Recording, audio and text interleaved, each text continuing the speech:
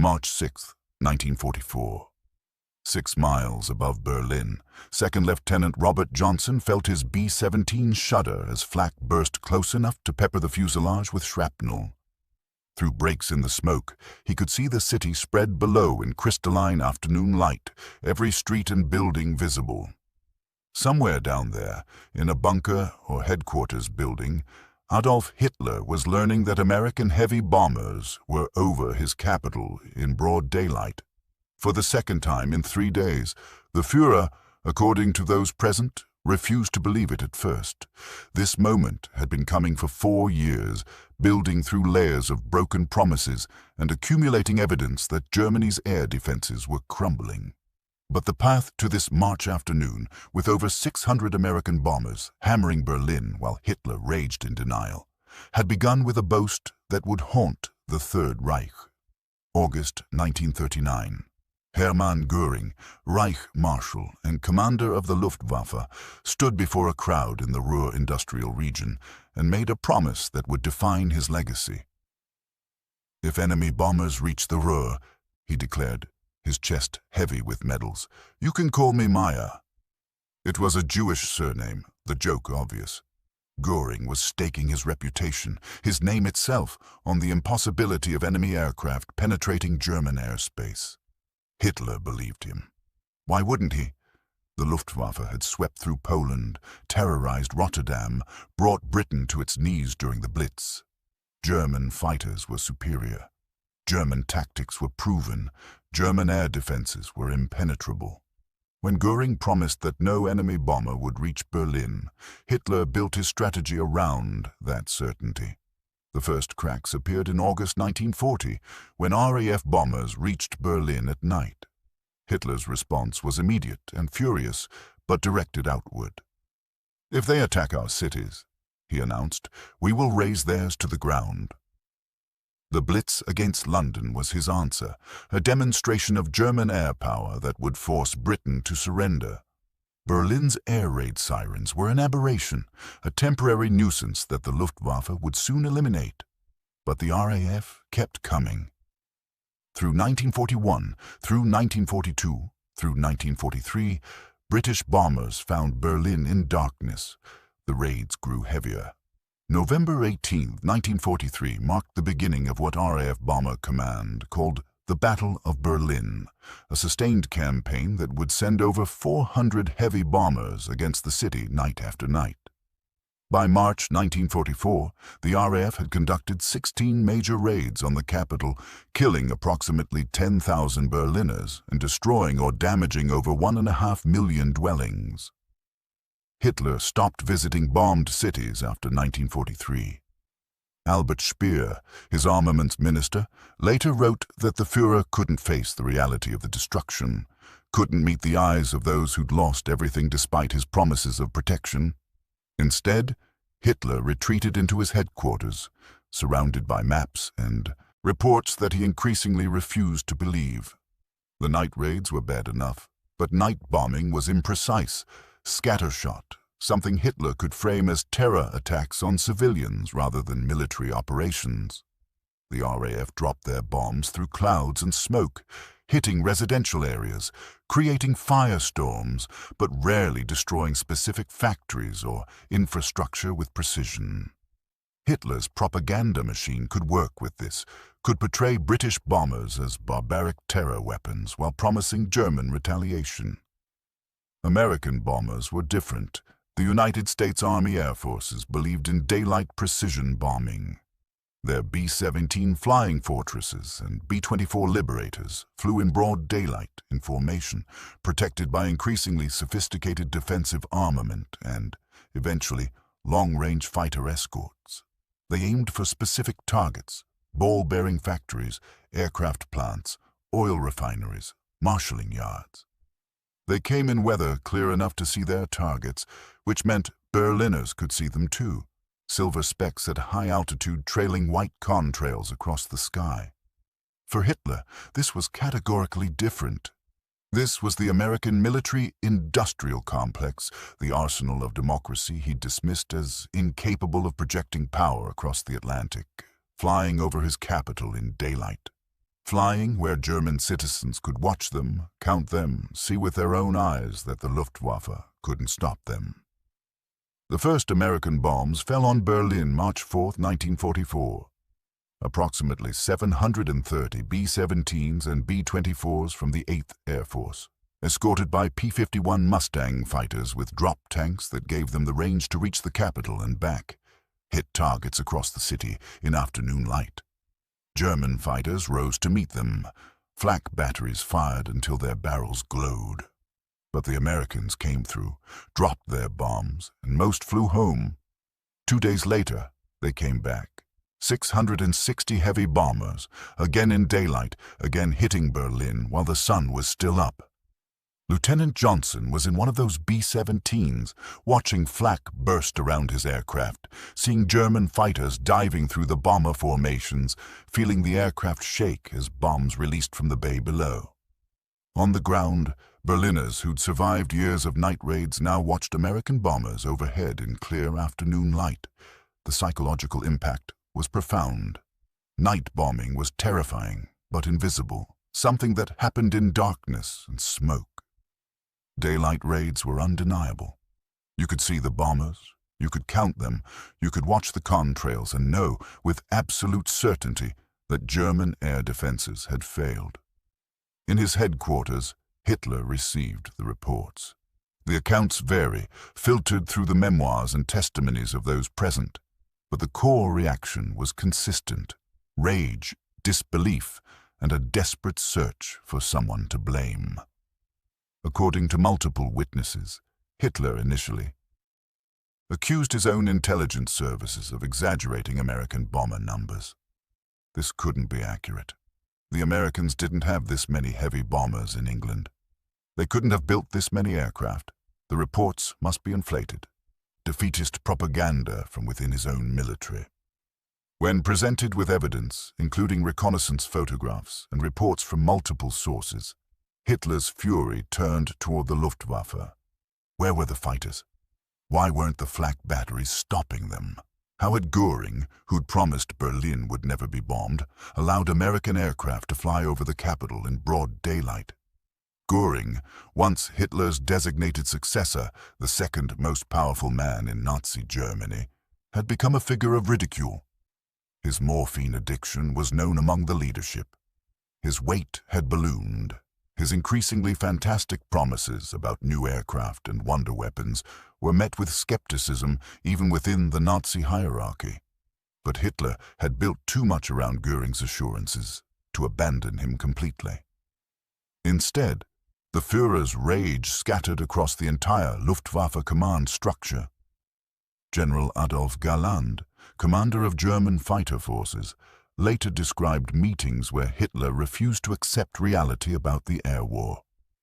When Galland reported that German fighters were outnumbered, outperformed by American P-51s, and running out of experienced pilots, Hitler accused him of defeatism. When Galland explained that German aircraft production couldn't keep pace with losses, Hitler pointed to Speer's statistics showing increased production and demanded to know why these aircraft weren't stopping the bombers. The gap between Hitler's understanding and reality had become a chasm. Speer's production numbers were real. German factories were producing more aircraft than ever despite the bombing. But those aircraft were being destroyed faster than they could be delivered. Experienced pilots were being killed faster than replacements could be trained. The fuel to fly the aircraft was increasingly scarce as American bombers systematically destroyed synthetic oil plants. Hitler's response to these realities was to retreat further into fantasy about retaliation.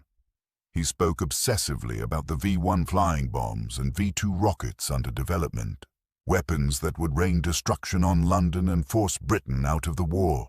He promised that new jet fighters would sweep American bombers from German skies. He insisted that the bombing campaign would break Allied morale before it broke German morale, that the Western powers would sue for peace once they understood the cost of their air offensive. But in March 1944, with American bombers over Berlin in daylight and RAF bombers returning each night, Hitler's promises rang hollow even to true believers. The round-the-clock bombing was the key. The RAF's night raids had been devastating, but they'd given German workers daylight hours to clear rubble, restore utilities, and maintain production. American daylight raids eliminated that recovery time. Berlin was under attack 24 hours a day. Air raid sirens wailed in afternoon and midnight. Workers spent their days in shelters instead of factories. The psychological toll was immense. Joseph Goebbels, Reich Minister of Propaganda, recorded in his diary the challenge of maintaining morale in Berlin during this period. His entries from March 1944 describe a population exhausted by constant alerts, increasingly skeptical of official assurances, and openly questioning why the Luftwaffe couldn't stop the bombers. Goebbels, who'd built his career on controlling information, found himself unable to deny what Berliners could see with their own eyes. Hitler's reaction to Goebbels's reports was telling. Rather than address the reality of German air defense failures, the Führer demanded more propaganda about German retaliation. He wanted newsreels showing V-weapons in development. He wanted speeches promising that German wonder weapons would soon devastate Allied cities. He wanted the narrative shifted from German vulnerability to imminent German vengeance. This was Hitler's pattern throughout the air war's final year. Confronted with evidence of German weakness, he promised future strength. Told about aircraft losses, he spoke of jets under development. Informed about pilot casualties, he referenced training programs that would produce superior aviators. Presented with the reality of American bombers over Berlin, he threatened retaliation that would make the Allies regret their bombing campaign. But the threats were empty, and increasingly, Hitler seemed to know it. Speer later wrote about a meeting in March 1944, shortly after the first American daylight raids on Berlin, where Hitler sat silent for long periods, staring at maps, not responding to questions. The Führer, who'd once dominated every conversation, who'd talked for hours about strategy and tactics and the inevitable German victory, was retreating into silence. The silence was more disturbing than the rage. Hitler's fury at the Luftwaffe, his accusations of defeatism, his promises of retaliation, these were all active responses, attempts to impose his will on reality. But the silence suggested something worse. A growing awareness that reality was beyond his control, that the promises couldn't be kept, that German air defenses had failed and would continue failing. March 22, 1944. American bombers returned to Berlin, over 700 heavy bombers hitting the city in daylight. March 24th, over 800 bombers. The raids continued through spring, the Americans and British taking turns, Berlin under constant attack. German fighters rose to meet them, flak batteries fired, but the bombers kept coming. Hitler stopped asking for detailed reports about the raids.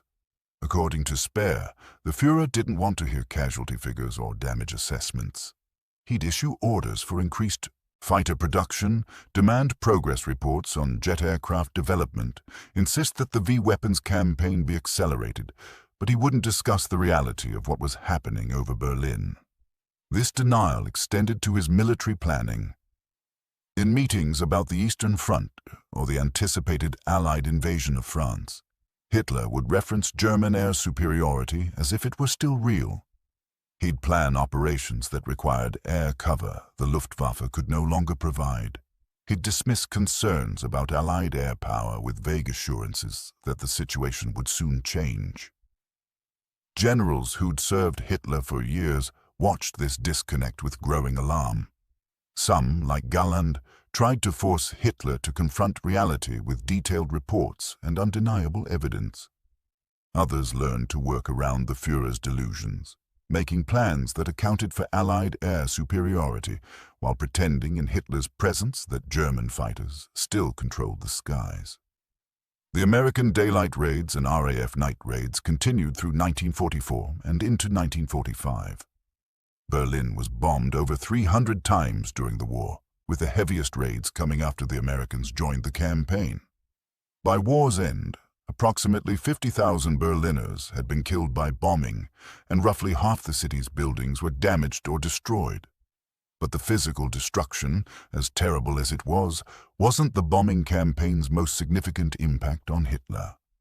The psychological effect, the undeniable evidence that his promises were lies and his power was failing, may have been more devastating than the bombs themselves. Hitler had built his regime on certainty, on the promise that he alone could restore German greatness, that his will would overcome any obstacle, that belief in the Führer would guarantee victory. The sight of American bombers over Berlin in daylight, untouchable despite everything the Luftwaffe could throw at them, shattered that certainty. Göring's promise that Berlin would never be bombed had been broken thousands of times. Hitler's assurance that the Luftwaffe would protect German cities was revealed as fantasy. The narrative of German air superiority, so central to Nazi propaganda, collapsed under the weight of observable reality. And Hitler, confronted with this failure, could only rage and deny and retreat into promises of wonder weapons that would somehow reverse the irreversible. He never visited Berlin during the heavy raids of 1944 and 1945. He never toured the bombed districts or met with survivors. He remained in his bunker, surrounded by maps showing a Germany that no longer existed, planning campaigns with air support that wasn't available, promising victory that was impossible. The last American daylight raid on Berlin came April 20th, 1945, Hitler's 56th birthday. Approximately 600 B-17s bombed the city while Soviet forces fought in the suburbs.